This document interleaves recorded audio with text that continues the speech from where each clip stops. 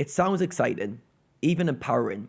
You decide you're going to be a new you, a 2.0 version of yourself, and change your identity. You're going to change your habits, you're going to change your routines, you're going to change the way you think and the way you show up in the world. The old you, goodbye. New you, let's go. Sometimes you get the spark and you can make big changes all at once. Maybe you hit a rock bottom moment or something changed in your life where you feel like enough's enough, I just need to change. However, most of the time, it doesn't work that way. And you get stuck in this messy battle between who you are and who you want to become. You know you want to make changes, you know you want to be a better version of yourself, but you're stuck fighting these inner battles which are hard to win. So let's talk about the transition between the old self and the new self and why this trips so many people up. So you can think of your identity as a role you're playing. Not who you are, but a role. Now, the old self, the role is very familiar. You're very used to it. You show up in this way many times. You've practiced this role, the habits, routines, the ways of thinking, even the emotions you're experiencing all feel familiar. The character feels like you. So when you say you want to become a new version of yourself, when you want to make a change, what you're really saying is, I want to try a new role, one that I'm not good at yet, one that I haven't learned to step into. All right, so this is the first thing we need to wrestle with.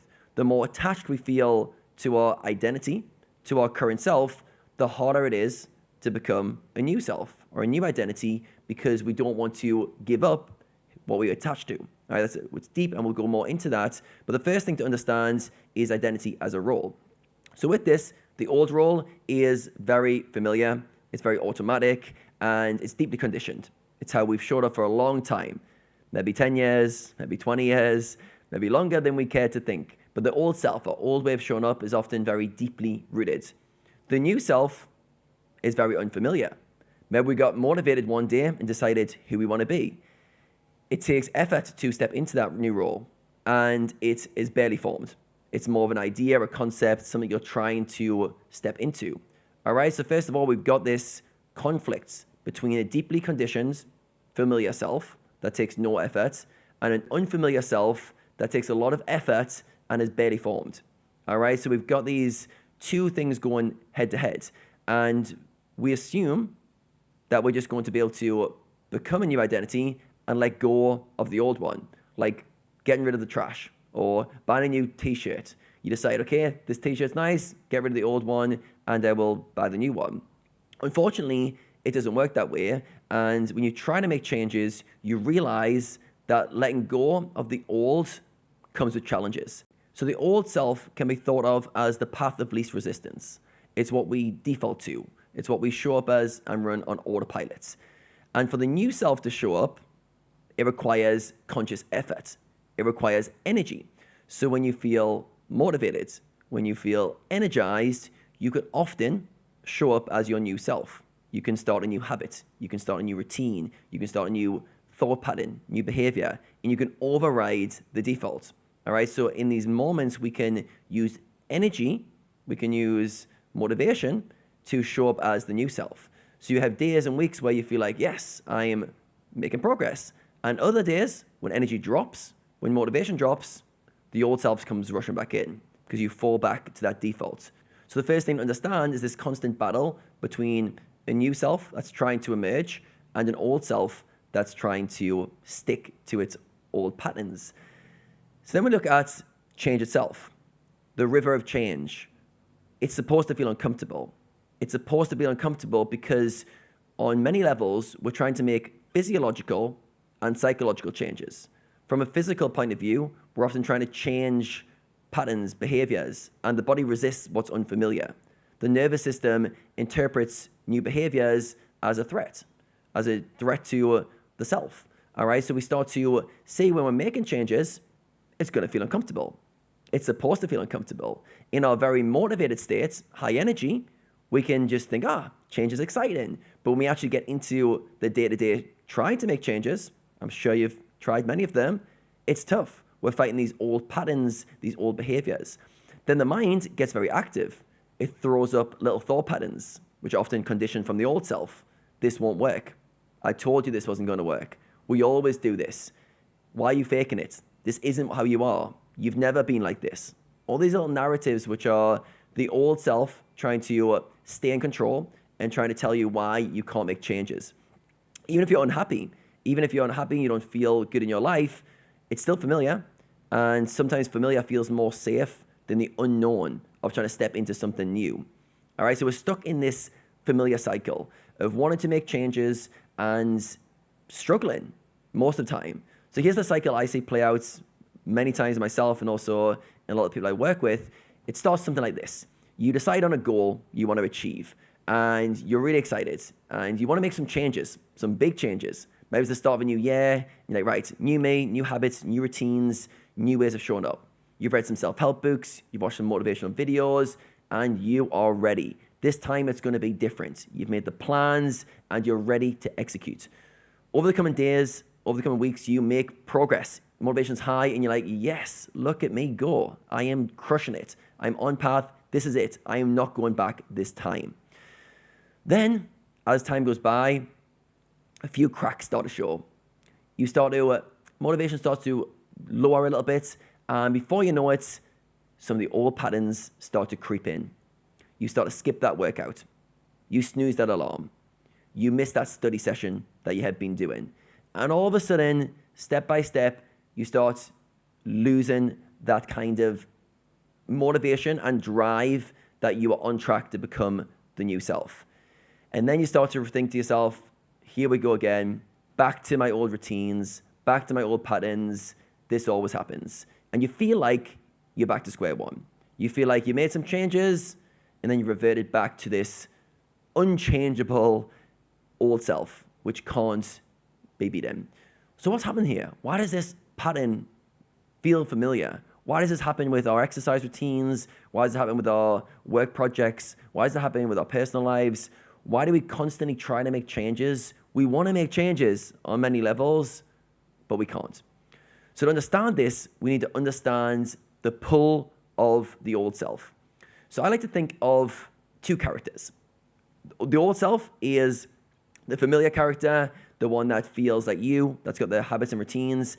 And then we've got the new self is the one you're trying to become. Unfamiliar, not quite built in, and doesn't feel like you yet. All right, now both of these are you, and both of them are not you. All right, because they're characters you're playing, you have a lot of flexibility with this. And I want to reinforce this a few times because if we see them like characters, it allows us to step into them and step out of them when we want. If we think of it like us, an attachment to the role, I am this identity, I am this person, change becomes so hard. We now have to let go of parts of ourself rather than just a character. All right, so reinforcing that it's a character. Now, with this, now look at the pull between these two characters. So we're trying to show up as our new self, but it's this effortful state and it takes a lot of energy. When we're rested and motivated and feeling fresh, we're like, yes, we can do this. However, as soon as you let your guard down, as soon as you have a bad night's sleep, as soon as some things happen in your life that throw you off, guess what you default back to? The old self, the familiar self. So you can think of the old self as being a lot stronger, a lot more developed. The new self's done a few sessions in the gym, whereas the old self's been training for 20 years. He's strong. He's also got control of a lot of your thought patterns. And he's using things like, don't push yourself too hard. Don't risk it. It's fine taking it easy today. You'll start again next week. All right, he uses those kind of justifications to keep you on your comfortable path. Or he'll use guilt. He'll guilt the hell out of you. He'll go, you always mess up. See, here we go again. You knew you weren't going to change. You never change. All right, so you can use both of these things. So why does he do this? Why is this old self doing this? Because the old self doesn't want to change. Because change to the old self means death. Sounds dramatic, but on a metaphysical level or a psychological level, this is what's happening. The old self doesn't want to die. Change would mean bye-bye you and someone else. It's like changing partners. If your old partner, you were going to leave them, they want to hold on to that relationship if they want to be in it. And if you move on to a new one, they don't want you to do that. So they're going to fight and scrap to stay with you, to stay in the relationship. In this context, the old self wants to stay in control. It wants to stay being reinforced in the patterns and behaviors that you're doing because it feels familiar and it feels like you. So you end up in this identity crisis on some level where you're trying to be one version, but another version keeps winning, keeps beating you down when you're tired. And the mistake here is thinking that you're losing, that you're failing, when in reality, the new identity isn't failing, it just isn't strong enough yet. It hasn't put enough reps in. It's new to this. It's fighting a very well-conditioned old self, maybe 20 years of experience, and it's a few days in. It's a few weeks in. It's naive to think it can beat that old identity yet. All right, so we're realizing it's like a David and Goliath kind of story here, and Goliath's winning the early battles. So we need to really understand that this is going to take time. All right, it's going to take time to condition this new self to be able to overpower the old self. So one thing that's really helped me with this is the analogy of getting stronger. All right, so when I was younger, my dad used to always play fight with me a little bit, and we used to play this little game of me charging into him, and he would just throw me onto the sofa. And I used to think I would knock him down and take him down one day. And for many years, he would just swat me off like a fly, throw me onto the sofa. As I got to my teen years, it got a little bit more even. I could wrestle with him a little bit, but he would still throw me down. So this is going on from probably the age of 6 through to the age of 16. These kind of easy wins for him. I'm trying most days to knock him down, but I can't. Then in my 20s, mid-20s in particular, I start hitting the gym. I'm away from home for quite a while, quite a number of years, and then I come back and I'm stronger. And I've been to the gym a lot and I feel in my main physique. And guess what? I wrestle my dad and I throw him on the sofa. And now I finally surpassed my dad. I'm finally stronger. And from this moment, I'm going to win most of these battles. I'm going to win most of these head-to-heads.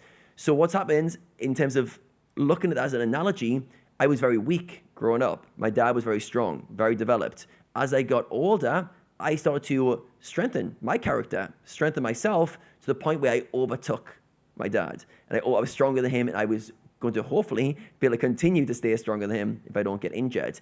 And this is exactly what happens with the old self. It's like training a muscle. It's like repetition of getting stronger, rep by rep, day by day. Sometimes it's really slow.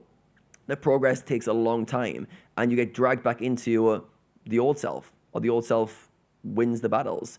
And the danger, or the thing that the mistake we make is we get stuck in thinking we're losing, that we're not making changes. When in reality, as long as you're intentional, as long as you keep trying to show up as your new self, as long as intentionally, moment to moment, you're trying to win those battles, you're trying to show up when you're feeling energized, show up when you're feeling at your best, you're making progress, rep by rep, moment by moment. And like I said, there's certain times in your life where you'll make a big change and you'll stick to it. But other times, these changes are very slow, very gradual, and you've got to overcome the old self step by step, bit by bit. So yeah, this is a reminder to anyone doing the work, anyone who's trying to make changes to step into a new identity, who feels like they're sometimes stuck in a cycle.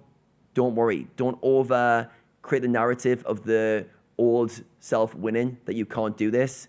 Just know that change takes time, that this identity needs strengthens. You focus on the next moments that you can win, the next rep you can get in for the new self against the old self. And over time, finally, the old identity will start to get stronger. Sorry, the new identity will get stronger, and it will overtake the old identity. At that point, you become like me with my dad, and you can win on default. You can throw the old self around. But for a long time, you're going to lose the battles, and you're going to have some wins, some losses. So don't get disheartened. Play the long game. Put the reps in, and soon, one day, the old self will not be strong enough, and the new self will prevail.